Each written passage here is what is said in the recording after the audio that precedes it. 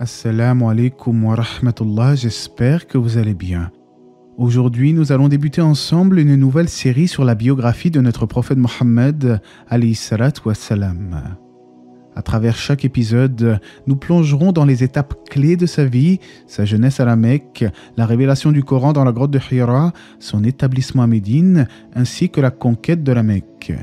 Cette série a pour but de rendre accessible sa biographie tout en approfondissant les grandes étapes de sa mission prophétique. Que vous soyez croyant ou simplement curieux, je vous invite à suivre cette série sur l'homme que l'on appelle Al-Amin, le digne de confiance. Pour cette série, je me base sur plusieurs sources, dont le Nectar cacheté de Shir Safi ar-Rahman, Al-Mubarak Fawri et la Sira de Ibn Kathir. Bien entendu, je ne vais pas me contenter de lire un livre, mais plutôt synthétiser les informations avec mes mots et mettre au passage quelques réflexions personnelles.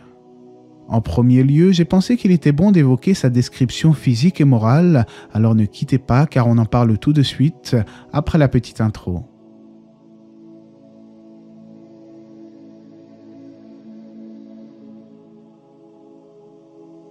Le prophète alayhi salatu wassalam se distinguait par la perfection de son caractère sublime et c'est ainsi qu'Allah nous dit dans son noble livre « En effet, vous avez dans le messager d'Allah un excellent modèle à suivre pour quiconque espère en Allah et au jour dernier et invoque Allah fréquemment. » En réalité, le messager d'Allah alayhi salatu wassalam a atteint les plus hautes sphères de l'excellence en matière de comportement et il était si respecté de ses compagnons que les non-musulmans disaient à son sujet « Nous n'avons jamais vu des gens montrer autant d'amour et d'affection à un homme. » En voulant par là parler des compagnons.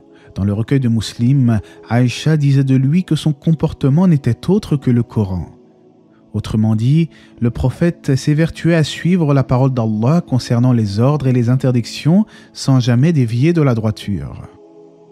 De nature taciturne, il ne parlait que très peu, mais lorsqu'il prenait la parole, ses mots avaient un véritable impact sur ceux qui l'écoutaient. Lorsque ses compagnons l'écoutaient, ils étaient si attentifs que des oiseaux auraient pu se poser sur leur tête. En fait, ses paroles étaient telles des perles se succédant l'une après l'autre. Le prophète alayhi salatu wassalam était constamment préoccupé et enclin à la méditation profonde. D'un abord facile, il n'était ni dur ni rustre, mais son comportement n'était autre que la douceur incarnée, et lui-même disait alayhi salatu wassalam « Allah est doux et il aime la douceur, il donne pour la douceur ce qu'il ne donne pas pour la violence, ni pour toute autre chose. » Une petite réflexion s'impose. Est-ce que nous aussi, en tant que musulmans, nous prenons exemple sur notre prophète Mohammed alayhi salatu wassalam, ou est-ce que nous faisons plutôt fuir les gens de l'islam avec la dureté et l'exagération? Allah dit au sujet de son messager dans Surat Al-Imran « C'est par quelque miséricorde de la part d'Allah que tu, Mohammed, as été si doux envers eux. Mais si tu étais rude, au cœur dur, ils se seraient enfuis de ton entourage. » On rapporte que le prophète était concis dans ses propos, sage, et qu'il s'adaptait en fonction des gens qui l'écoutent. À cet effet, il y a parfois certains prédicateurs sur YouTube qui utilisent un jargon peut-être un tantinet trop technique. Or, je ne veux pas dire par là qu'il faut négliger le fait de s'exprimer avec un beau langage, mais attention à ne pas faire un discours exclusif, car en faisant cela, vous privez une partie des musulmans du message.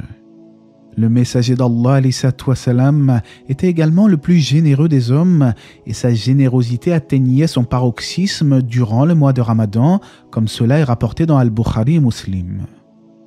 De surcroît, il était si généreux que les gens disaient de lui « Mohammed donne de ses biens à la manière d'un homme ne craignant pas la pauvreté. » C'était également le plus courageux des êtres humains, car même s'il était naturellement doux, timide et qu'il baissait le regard, lorsque la bataille faisait rage, il était implacable et déterminé. Cependant, même lors des guerres inévitables, il a toujours su faire preuve de justice, car il ordonnait aux musulmans de ne pas s'en prendre aux femmes et aux enfants, de ne pas couper les arbres et de ne mutiler personne. Il était le plus connaisseur au sujet de son Créateur, le plus éloquent des orateurs et le meilleur conseiller pour les gens. Il n'était pas arrogant et son statut de prophète ne l'a jamais amené à se sentir supérieur aux autres.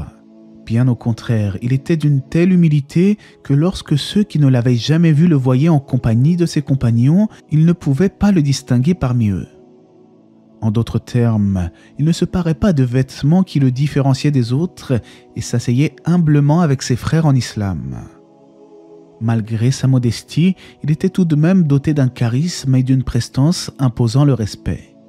On rapporte dans certains ouvrages de la Sira que le jour de la conquête de la Mecque, il baissa la tête par humilité au point où sa barbe touchait sa monture.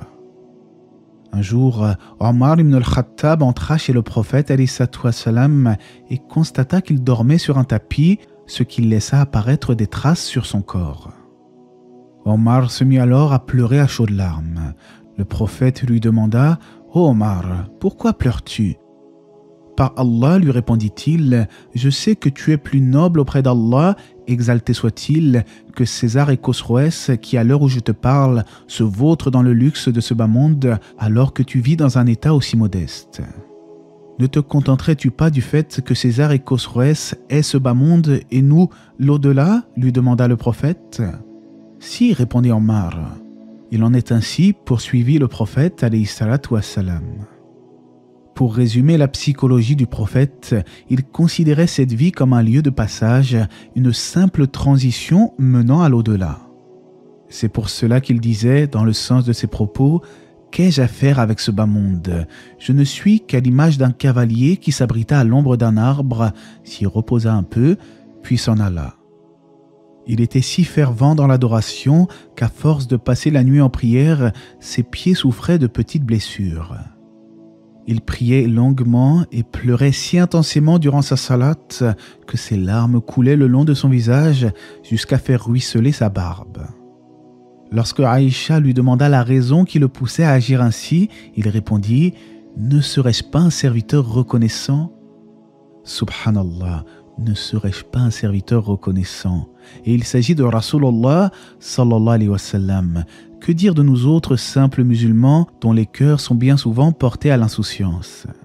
Sommes-nous vraiment reconnaissants concernant le cadeau qu'Allah nous a accordé en nous guidant sur le chemin de l'islam? En dehors de son grand ascétisme, le prophète alayhi salam était surtout connu pour être Al-Amin, le digne de confiance.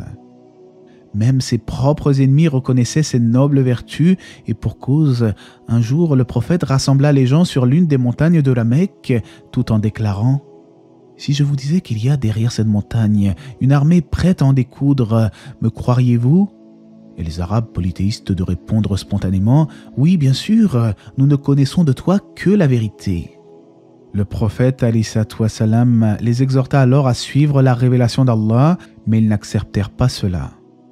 Pas parce qu'il considérait forcément le prophète comme un menteur, car au fond, il savait très bien qu'il est le digne de confiance, mais simplement, il refusait de suivre la vérité émanant d'Allah. Allah ne dit-il pas dans Surat Al-An'am « Or, vraiment, il ne croit pas que tu es un menteur, mais ce sont les versets, le Coran d'Allah, que les injustes renient. » Parmi les nobles caractéristiques de prophète, il n'était ni médisant ni vulgaire dans ses propos, et comme lui-même le disait, que celui qui croit en Allah et au jour dernier, qu'il dise du bien ou qu'il se taise. Le prophète alayhi salam respectait le vieillard et était compatissant envers les enfants. Il participait aux tâches quotidiennes en compagnie de ses épouses et tout cela malgré toutes les tâches qui lui incombaient. Il se détournait de ce qui ne le regardait pas, n'était ni moqueur ni tapageur et ne cherchait jamais les défauts des autres. Tout le contraire des gens qui, aujourd'hui, passent le plus clair de leur temps à poursuivre les défauts des autres musulmans, alors que le prophète alayhi salam a dit « Celui qui suit les défauts de son frère musulman, Allah suivra les siens. Et celui dont Allah suit ses défauts, il les dévoilera au grand jour, même ceux qu'il a commis seul dans sa demeure. » Aussi, notre prophète Mohammed alayhi salam était particulièrement proche des gens.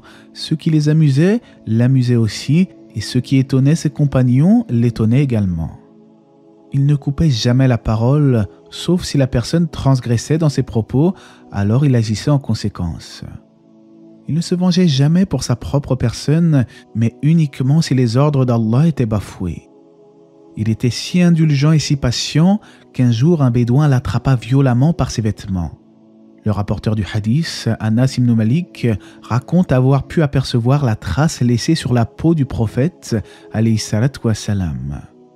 Imaginez-vous, un bédouin se dirige vers le prophète, bille en tête, lui cause du tort, puis s'écrie « Ô Mohammed, ordonne qu'on me donne quelque chose de l'argent d'Allah que tu possèdes. » Le prophète s'est tourné vers lui, a souri, puis a ordonné qu'on lui donne.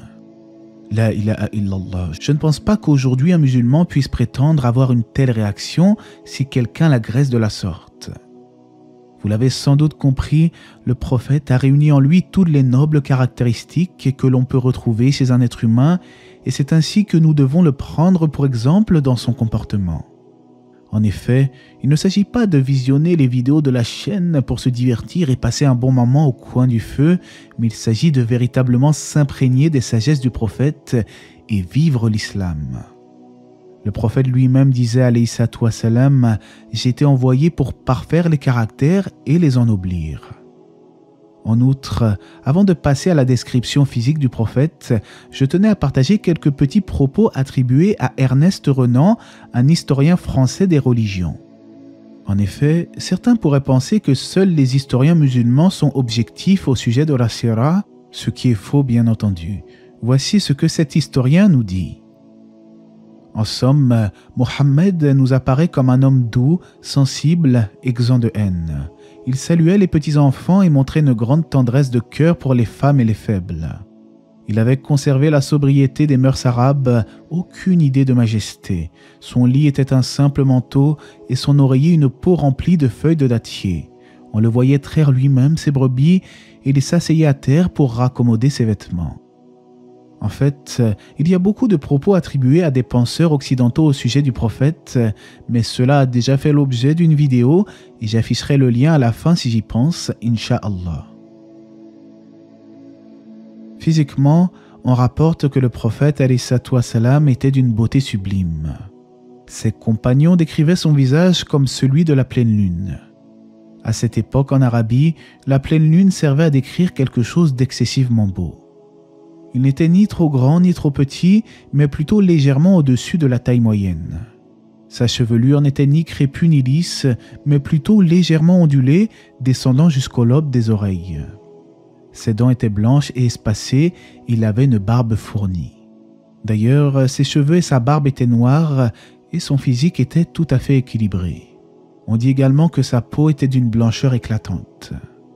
Sa démarche était aisée et humble et il effectuait de grands pas. En fait, lorsqu'il se déplaçait, c'est comme s'il déferlait une pente car il marchait assez rapidement. Lorsqu'il se retournait, il ne tournait pas juste sa tête mais tout son corps. Lorsqu'il pointait quelque chose du doigt, il utilisait toute sa main. Lorsque quelque chose l'amusait, il se contentait de sourire sans éclater de rire aux éclats comme le font la plupart des gens. Son regard était particulièrement chaste et ses yeux étaient plus fixés au sol qu'au ciel. Toujours pensif, la plupart de ses regards étaient liés à l'observation, sallallahu alayhi wa sallam. Dans la série que je m'apprête à réaliser, je vais donc vous narrer l'histoire du plus illustre des hommes en me basant entre autres sur les ouvrages des sira des historiens musulmans comme Ibn Kathir et d'autres.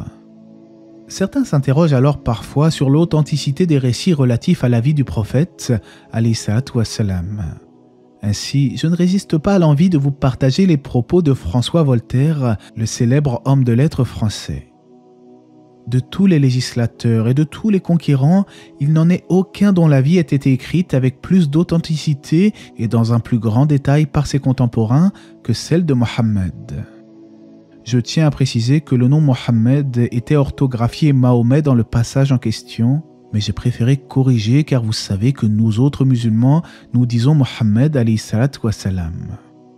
Sur ce, on se retrouve prochainement pour le deuxième épisode de cette nouvelle série où j'évoquerai le contexte dans lequel le prophète fut suscité ainsi que sa naissance. Sallallahu alayhi wa sallam, et Allah c'est mieux. N'hésitez pas en tout cas à vous abonner et à activer la cloche afin de ne pas manquer les prochaines publications et que la paix et les bénédictions d'Allah soient sur le prophète, sa famille et ses compagnons.